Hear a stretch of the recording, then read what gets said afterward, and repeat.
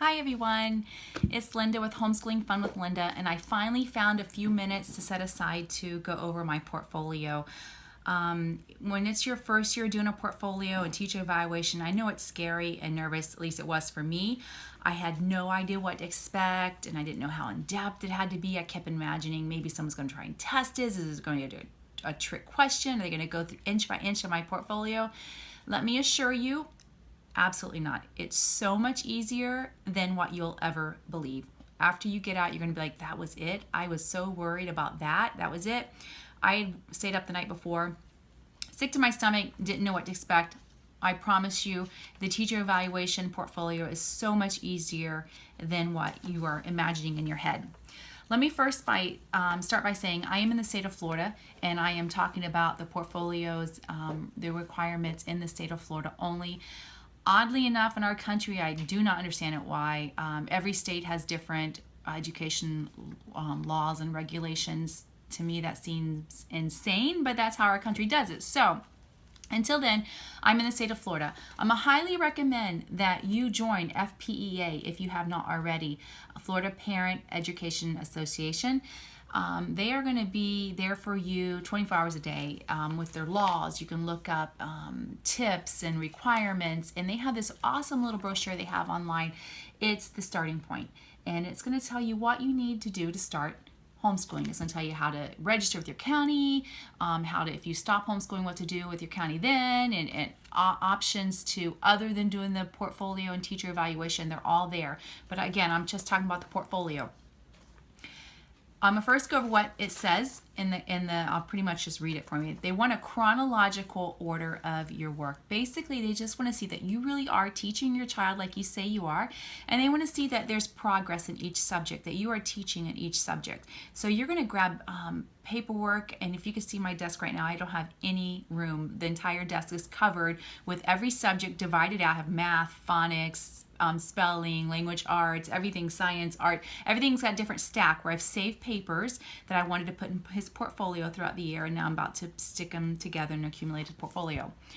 They just want to see that you've progressed, that you are actually teaching your child. So what you're going to do is take some of your favorite samples from the beginning, the middle, and the end. I'm going to show you my portfolio in a few minutes. Now, I've been told by my friends mine's a little extreme, maybe a little overkill. I tend to do over-the-top things. I only have one child at home. Some of you guys have 3, 4, 5, 19 kids and counting. I have one, so I have a little more time than some. So I'm going to read you, first of all, what the starting point, what the FPA says you must have in your portfolio. Now, know that every evaluator is a little bit different and may interpret a little bit different, but the laws are actually very simple. It says it must contain documented records. They want it in chronological order from the beginning of the year to where you end up at the end of the year. They want a list of reading material, and they want a list of your curriculum. Now, a lot of people interpret the reading material as basically your curriculum, what you're reading in your curriculum. Some evaluators want an actual list of your reading log. I've posted several times on my Homeschooling Fun with Lynda page links to reading logs that I've made. There's a million out there for free online. Just search. If you haven't done it yet, don't panic. Just list 20 or so of your child's books that he's read. I'm sure they're still laying around the house. List the title of the book and the author in order, and that will be your list of reading materials that he's read outside of the curriculum. You must also give them the list of all the curriculum you've used. If by chance you were like me the first 2 years for kindergarten and first grade, I made up my own curriculum, and I also pulled from resources from all over. That's okay. List it. I always said my own curriculum, I put made up by me, and then I had Confessions of a Homeschooler if I used her preschool material, and Teachers Pay Teachers or bloggers or education.com worksheets, or in kindergarten, first grade, I also had bought workbooks from Barnes & Noble, and I just put down the names of them and the company that made it as the curriculum list. That's absolutely fine. If you have a set program that you use right now, just easy, whatever the name of the Becca or whatever your curriculum is you're using, just put that down. And then they want, it doesn't require lesson plans, so you don't have to put lesson plans. And nowhere says you have to have attendance either. I put attendance, but that's kind of for my own record keeping. I like to celebrate the 100th day of school and different little milestones like that. So I do keep attendance record. And then it just says show samples of any writings, worksheets, workbooks, or creative material used to develop the child, the student. And then by law that the county can come in and review your portfolio. You must keep it for 2 years after that child's finished that grade, just in case they come in and say, we'd like to see your portfolio. We'd like to see that you really are, teaching your child. We'd like to see this. I don't know of anyone that's ever been reviewed, but I would suppose if you're going to put your child back into elementary school in the middle of the year, they might want to see what he's done. Or obviously if your child gets arrested for breaking and entering or something during the day and you're supposed to be homeschooling, they might want to come see what you've been doing. So you just make sure you keep your records for 2 years. And then submit your evaluation to the county afterwards. After you've done your teacher evaluation and portfolio, she's going to sign off a piece of paper and say that I am a certified teacher, that I saw this, they've met the standards, and that's it. And she's going to sign it, and you're going to send it certified return receipt copy, so you know they got it and they can't say they didn't, to the county saying that you've completed it. Now, I'm going to show you my portfolios again. They don't have to be this in depth. You don't have to have this many samples. But, I figure we work so hard throughout the year. I'm going to show it. And I'm going to keep it not only for my personal satisfaction, but my son's one day.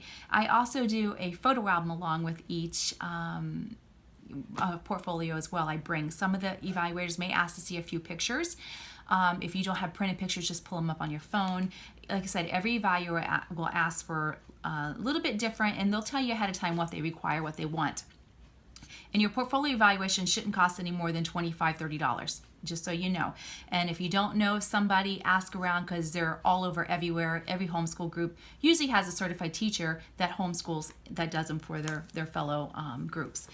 Now, I keep his portfolios in just a white binder, 3-ring binder. I always put his graduation or his promotion certificate afterwards in the front, just to keep it.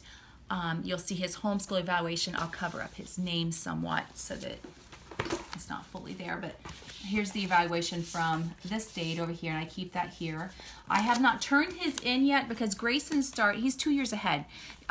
Grayson's gifted, and he's 6 in 2nd grade, and so by law in the state of Florida, you don't have to start doing records until the age of 6. So this year will be the first year I will turn in his evaluations, and I'll turn in all 3, kindergarten, 1st, and now 2nd grade at one time.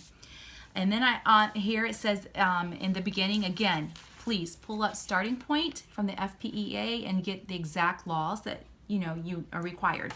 It wants your student's name, it wants the grade, and the year and the dates that you were homeschooling. Again, if they go to review you, audit you in 2 years, they're going to need to know what grade they're looking at. And then the curriculum used, and I always put in there the guide, our academic goals as well, in a cute little picture. And that's just the title page, listing all those things, the name, the age, the date, that kind of stuff. And then I have my attendance record, again, not required, just done. And then I have his reading list, and then this is his kindergarten list. So I just did 1 page. The kindergarten books are 5 pages long. If that, so you could list a million really. And then I put, because I made up my own curriculum, I always put the guidelines, what my standards are I'm going to be teaching. I like to teach to the same thing that schools. Everybody homeschools for different reasons, some religion, some, they just, whatever. I kept homeschooling Grayson because he is gifted. He was reading at 3, and I wanted to keep him, keep pushing him and keep him to his max ability. And so I just make sure I Googled everything that the county required their kindergartners to learn, and I made sure Grayson learned that and more. And then on first day of school, I always, every year, even this year, 2nd grade, have him draw a picture what he looks like, goals that he would like to do when when he grows up, little questionnaires. I always put that in there. And then again, just samples of your child's work. So this is kindergarten. In the beginning, it's just ABC 1, 2, 3s. Just a little bit at a time. You'll see growth, a little bit of phonics in here, and it just gets a little bit harder, and they just want to see progression. And then I have basic kindergarten information. They have to learn patterns and recognitions of shapes, and I made sure all that was in there. And then I have sight words. I put a list of all the sight words he knew, made sure he mastered all of the sight words required for kindergarten.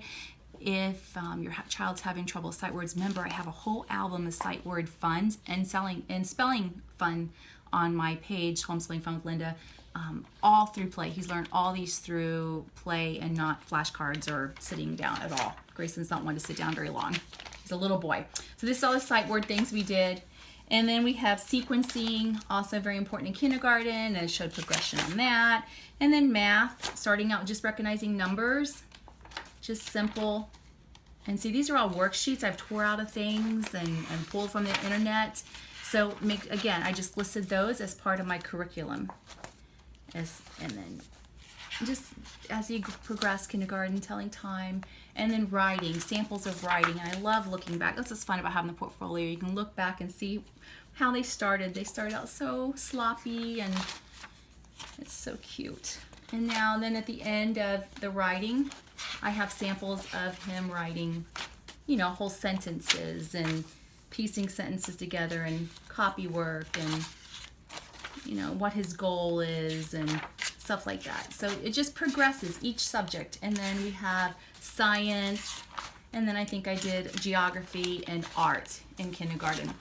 And each year your subjects will change, whatever your family teaches. They just want to see the basics, math, writing, reading, whatever you're teaching, you're going to show into your portfolio. And again, just samples. I just want to see progression from their very beginning, where they're just learning to hold a pencil, to the end they can write a word or sentence. And then again, this is his first grade portfolio. Again, just a 3-ring binder. I put his evaluation up here. I stored his evaluation on the other side. And again, over here, his name, his grade, the school year, the curriculum we used, supplemental resources I put on there. This way, I guess. And then I put his attendance. And then here I put, and I skipped over this in the first page also. Here's his reading log. He has 2 pages from first grade of reading. And then I have field trips. I always put on there his field trips, his community service. I like to put his co-op participation. And then again, what our goals were for first grade and his first day. And then again, it just goes math in a progressive order until where it gets a little more harder. And then we have writing and language arts, and just regular page dividers is all I used. And then science, and then, geography and all that. And that's it. You just use samples of your child's work. And of course, we go through and we pick out the best samples. You are in charge of what you show them in your portfolio. They just want to see that you are teaching. They want to see that they are progressively getting better and mastering the grade and the subject. And I think that's about it. So the portfolio really isn't as hard and shouldn't be as nerve-wracking as you would think. Once you get past your first couple, it's a breeze. You know what to expect. It's just getting past that first year. But I promise you, it's not hard. And I'm here for you if you need anything. I'm not a professional. This is just my 3rd year doing a portfolio. When my girls were in school, we didn't do that. That was many, many, many, many moons ago when I homeschooled them. And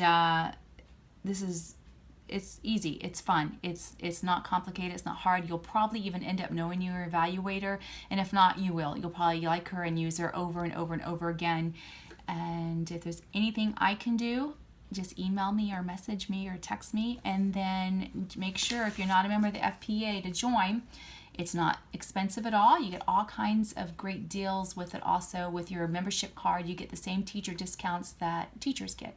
I have membership cards at Staples and at Barnes and Nobles, and a bunch of, when they do teacher appreciation things, you also qualify because you are a teacher. We pay for our own curriculum, and we work 24/7. So take advantage of those advantages.